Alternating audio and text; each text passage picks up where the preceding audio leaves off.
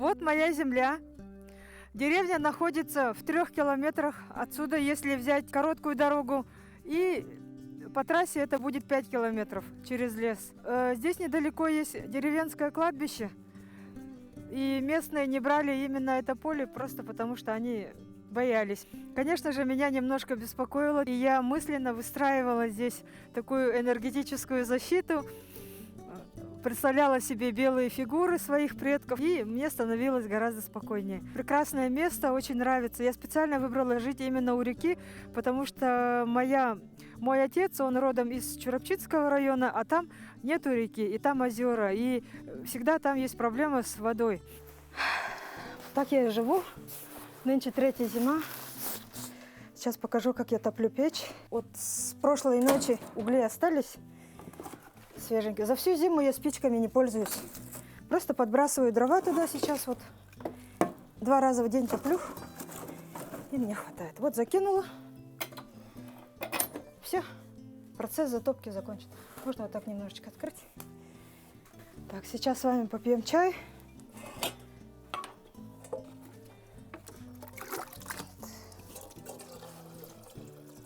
Воду мне привозит всю зиму водовоз.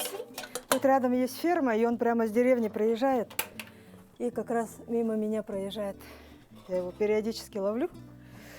Еду готовлю на такой газовой плитке, но хочу приобрести большую плиту с большим газовым баллоном. Это гораздо экономичнее и удобнее.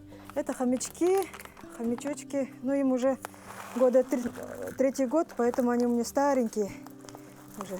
Хомяки живут где-то 5 лет.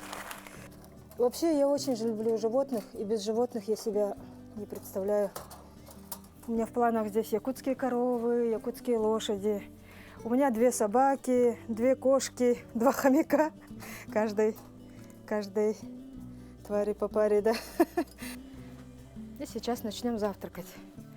Это у нас для гостей. Обязательно деревенская сметанка, деревенский хлеб. Вот я очень сильно поправилась, когда переехала в деревню, потому что здесь все свежее. Свежее мясо, свежая жеребятина, свежая сметана, свежее молоко. Ну, все свежее, ягоды, все свежее, все натуральное. Это была одна из причин, почему я переехала из города. Потому что в городе все стало уже слишком все ненатуральное, да, ароматизаторы, красители. Просто невозможно ничего купить. И очень много подделок, очень много искусственного, и мне это уже, в конце концов, очень сильно надоело. Вот. Таких людей, как я, называют дауншифтеры. Дауншифтеры – люди, которые переехали из города, из цивилизации, переехали в так называемую нецивилизацию. Я 42 года прожила в Якутске. Сама родилась в Санкт-Петербурге. И родители там учились, получается. И все детство, всю сознательную жизнь я провела в Якутске. Но 20 лет назад я прочитала книги, называются «Звенящие кедры России», писатель Владимир Мегре. И там была отшельница Анастасия, которая рассказала про идею гектара. Что, оказывается, гектар дает человеку спокойствие, да, дает возможность почувствовать себя хозяином своей родины. Поэтому я загорелась и начала планомерный, постепенный уход от цивилизации. Да. Я научилась жить без электричества постепенно. У меня нету, как видите, холодильника, микроволновки, там, всех этих нету. Поэтому мне для света нужно всего-навсего вот одна солнечная панель стоит на улице, контроллер. Также для освещения у меня есть бензогенераторы. Зимой только 4-тактный работает, 2-тактный зимой не работает. Бензин привожу с деревни.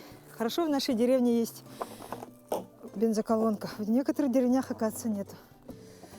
Вот этого мне хватит на 5,5 часов. Я заряжаю сотовые на нем. Чтобы жить на гектаре, надо с техникой дружить, иначе никак. Так, подаем топливо, включаем сеть.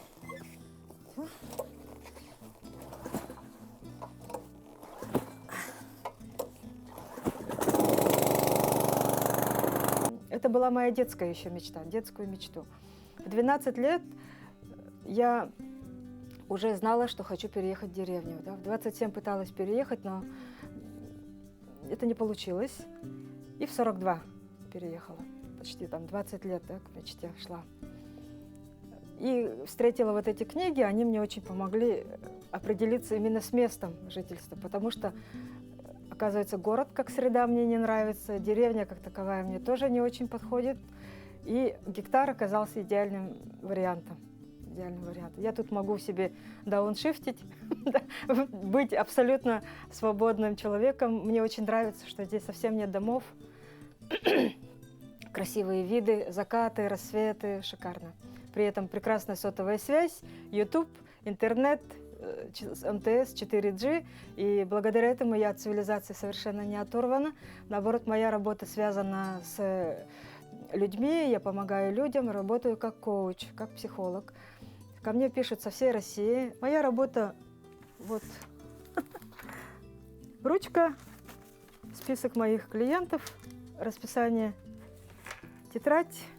И практически вот так вот я ставлю сюда телефон, и вот так вот мы начинаем разговаривать с клиентом сразу.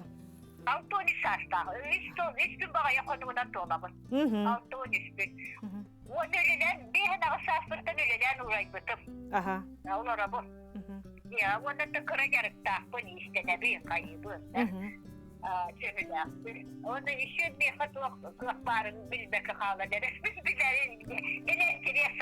Ага, сапедете.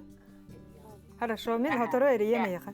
В 2014 году, когда я закрыла гостиницу, я решила заняться чем-то более спокойным и увидела, что есть такая франшиза, называемая Genetic Test. Кладете отпечатки, и выходит целый тест, профориентационный тест. А так как это была моя боль моей дочки, да, я подумала, очень интересно, 3 минуты и вся правда. Ну, начала им заниматься, 3 года поработала с этой программой, но потом поняла, что я хочу знать больше про отпечатки. Начала самостоятельно изучать, просканировала всех знакомых родственников, начала сопоставлять, анализировать. В общем, у меня теперь своя методика, по которой я и работаю. Уже давно, без этой программы, без этого сканера. Смотрите, чтобы прожить счастливую жизнь, нужно знать всего-навсего 3 вещи. Да? Человек за время своей молодости должен успеть сделать всего 3 вещи. Счастливая старость зависит только от этого. Это отношения, деньги, здоровье. И вот об этом, на эти темы мы разговариваем. Очень много заблудившихся людей, потому что советская система воспитания, она не обучала людей мыслить о своем будущем. Там было все четко. Получи образование, зайди на одну работу и оттуда только вперед ногами выйди с одной трудовой книжкой. Да? Совершенно не поощрялось поиск себя. Наоборот, это очень сильно блокировалось. Перестань скакать с места на место, да уж где-то укоренись. И из-за этого очень много людей не раскрывают свой потенциал. Так, здесь мои кролики сидят. Здесь у меня их 5 штук. Здесь у меня сидит самец. Вот сейчас мы их покормим. Сухой комбикорм, ячмень, и все, и снег. Вот они меня не очень боятся. Мамка боится, эти меня меньше боятся. Эта порода называется гиганты, поэтому они очень большие. Мама, она еще маленькая сейчас выйдет. Тут папа сидит вот такой. Мамуль, выходи. Давай, вон она. Планы разводить, как-то убивать их у меня рука не поднимется, если только муж этим не займется, новоиспеченный. Вообще женщине всегда нужен мужчина. Это инь-янь, это половинка, это природа. Есть мужчина, женщина, природа, больше ничего нету. Вот у меня есть группа невесты, которую я сама создала. Женщины проходят у меня тут обучение, и я их в этой группе собираю, и друг друга мы поддерживаем в желании выйти замуж. Потому что желание выйти замуж как будто что-то стыдное и позорное, все смеются, да, подкалывают друг друга. Но потом они же спрашивают, а вышла ты замуж? А вышла? Это классический вопрос. Не надо этого бояться. И, как я говорила своим ученицам, нужно максимально широко заявить, смелее заявить всем друзьям, знакомым. И я взяла и из баловства, да, человек я такой озорной, разместила в Инстаграме объявление о том, что я уже в ряды невест и хочу выйти замуж. Написала очень много людей. Каждый день писала больше 10 мужчин. Я что уставала отвечать, ведь каждому человеку нужно что-то ответить, поговорить. Коневоды, бизнесмены, кочегары, охранники, городские, со всех улусов написали. Татинский, Чурапчинский, город, Мая, кто там, Сунтары, Нюрба даже оттуда написали. Мне нужен мужчина, который будет максимально близок все-таки к теме гектара, человек, который готов разводить скот, который любит природу, который искренне любит деревенскую жизнь. Мне нужен такой человек. Определяюсь. Я дала себе 1 год, прошло всего 2 месяца. Первая стадия – это дружба. Надо дружить. Дружить, общаться. Не так, что сразу с бухты-барахты. Каждый человек находится в своей индивидуальной капсуле мира, которую он сам творит. И творит согласно своим установкам. А установки закладывают родители и общество в детстве. Поэтому очень важно правильно воспитать детей. Меня очень сильно беспокоит текущая ситуация, конечно, то, что дети сейчас сидят в телефонах, ничего не умеют, очень сильно отошли от природы, совершенно не приспособленные и не умеют хотеть, не умеют мечтать, не умеют достигать. Вот мало кто из детей. Если родитель осознанный, он ребенка научит. Но большинство родителей – дом, работа, работа, дом, уставшие тоже, с мечтой выйти на пенсию. И поэтому они тоже спят. Время пришло людям проснуться, поэтому наступила эта пандемия. Она очень хорошо выпнула всех из зоны комфорта, и все сразу такие, оп, а как дальше жить? Оказывается, надо что-то делать, что надо деньгами управлять, что надо строить свою реальность и так далее. То есть люди стали открыты к информации.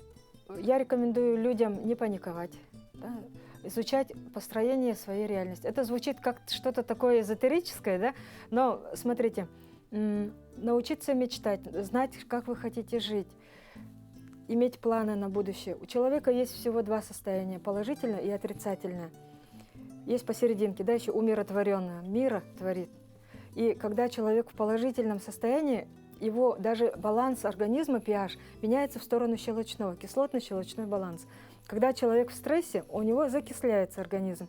И даже человеку говорят, у тебя лицо кислое, да, ты не кисни. Оптимизм, спокойствие. В этом режиме организм будет очень здоров. У него вообще на самом деле, как говорят многие врачи, в 1000 раз сильнее иммунитет, чем любой вирус. Все будет хорошо. Ага. Я так считаю.